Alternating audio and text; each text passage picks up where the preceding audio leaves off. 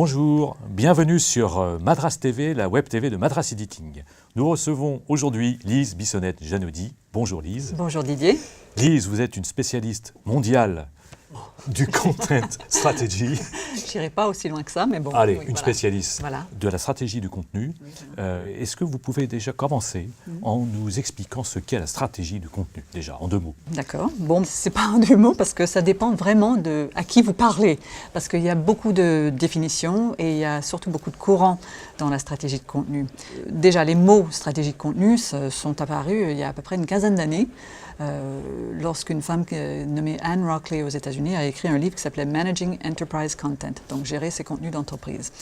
Et là, à cette époque-là, le digital, le web était encore assez nouveau pour les entreprises.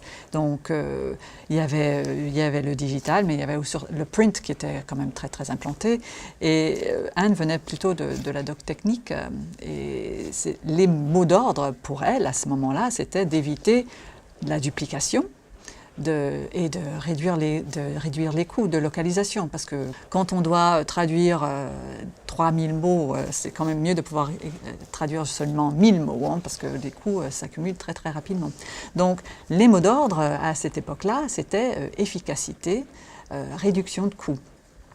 Un peu plus tard, pas très longtemps après, il y a eu les blogs, l'avenue des médias sociaux, l'arrivée aussi de Google, l'importance des moteurs de recherche.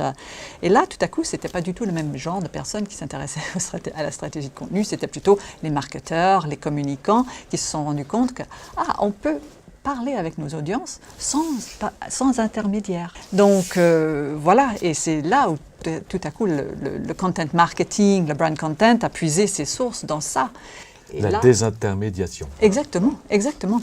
Et là, les mots d'ordre, c'était plus du tout l'efficacité et les réductions de coûts, c'était plutôt la conversation, le engagement, l'authenticité. Alors, voilà. Puisque vous en avez parlé, oui. Content marketing, oui. Brand content. Oui, oui, voilà. D'ailleurs, qu'est-ce qu'il faut dire? Parce que finalement, entre les deux, on ne sait jamais trop. C'est très semblable. Il y a peut-être une différence. Daniel Beau l'explique assez bien. Le brand content peut investir les lieux de la publicité.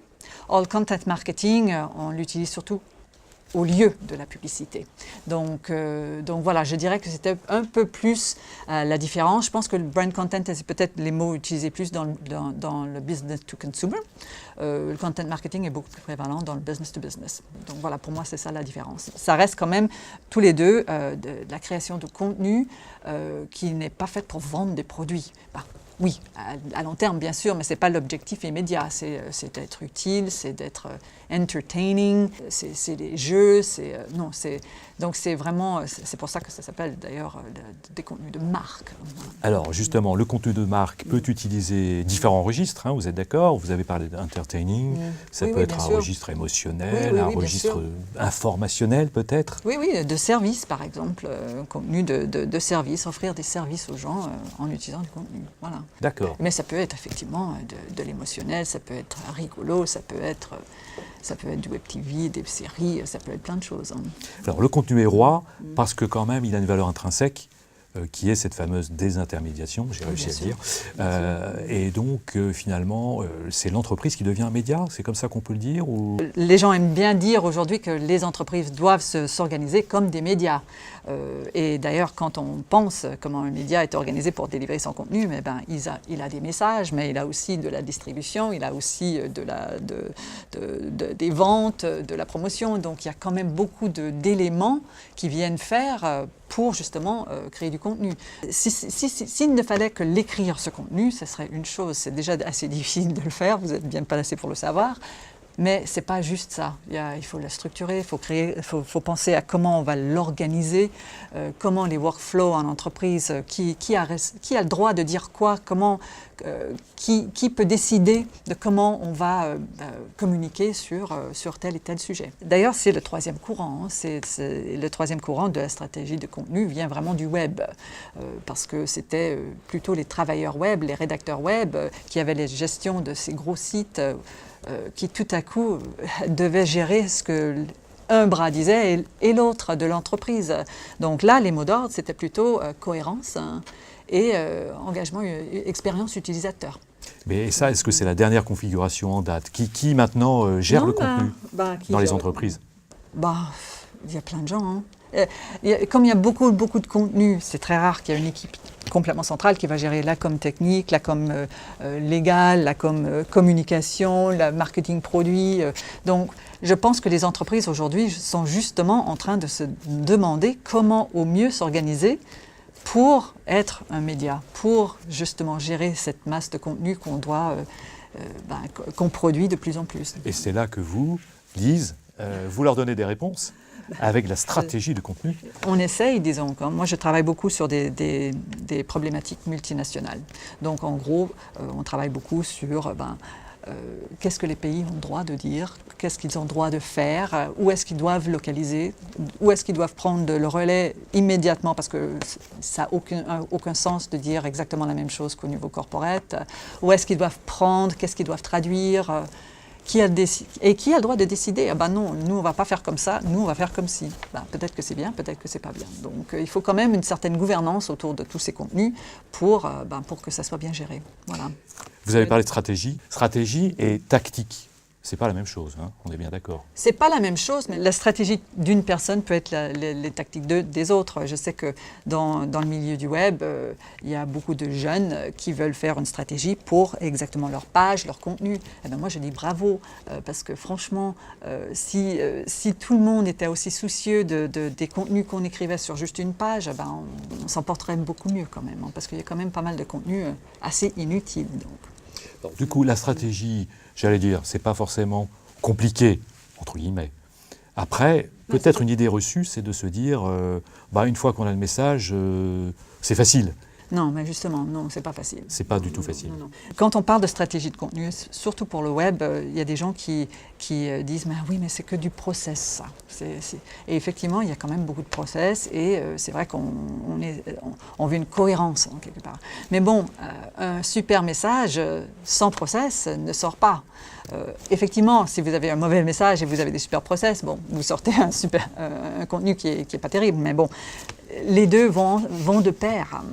Et là, aujourd'hui, avec les mobiles, avec les applications, il y a un retour de ce discours autour de la réutilisation des contenus, adaptive content, parce que ce contenu doit être adapté à plusieurs devices et à plusieurs canaux aussi, parce qu'on fait de la syndication de contenu et tout. Donc on repense maintenant.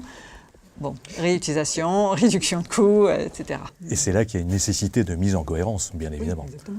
Ça devient de plus en plus primordial. Quand même, c'est la qualité qui fait le tout, non? Avant toute chose, c'est la qualité du contenu qui va compter. Bien sûr. Et pour moi, la cohérence joue sur la qualité, bien sûr. Mais c'est quoi un contenu de qualité, finalement? Ça dépend encore à qui... quel est son objectif? À qui il s'adresse? Si vous avez conçu un contenu qui est utile pour la personne à qui il était destiné, c'est un contenu de qualité. Ça n'a pas besoin d'être... Des fois, ça peut être très court, ça peut être très long, ça peut être une vidéo, ça peut être plein de choses. Un contenu doit remplir un objectif. On doit se demander pourquoi on a créé ce contenu et qu'est-ce qu'on en attend. Allez, vous êtes canadienne, Lise Bissonnette-Janaudy, donc vous travaillez beaucoup quand même avec l'outre-Atlantique, on va dire. Quelles sont les dernières tendances dont on pourrait parler pour conclure cette petite émission en termes de contenu, de stratégie de contenu, et dont vous sentez qu'elles vont pas tarder à venir sur nos rivages? Disons que les dernières tendances, c'est ce que je disais sur le adaptive content. Là, on réfléchit vraiment beaucoup sur comment on va... Avant, c'était très doc technique. Maintenant, ça s'applique au contenu marketing aussi. Comment on va réutiliser le contenu marketing d'une manière intelligente pour pas que ça ne coûte une fortune pour créer des contenus pour tout, pour nos applis, pour le mobile, pour notre site web, pour nos brochures qu'on continue à produire. Donc, comment créer ce contenu de manière intelligente. L'autre tendance que je vois, c'est vraiment le contenu comme service. Je cite Jerry McGovern qui dit que le customer support is the new marketing. Donc, doit vraiment s'occuper de nos clients. On doit leur rendre service. Voilà. Voilà, s'occuper de nos clients, leur rendre service, ce sera la conclusion. Merci Lise Bissonnette-Janaudy. Je rappelle quand même que vous êtes présente beaucoup à travers vos meet-up Content Strategy Paris. J'organise le meet-up Content Strategy Paris. On parle de tout, question de contenu. Merci beaucoup Lise. Merci, au revoir. Et à bientôt sur Madras TV, la web TV de Madras Editing.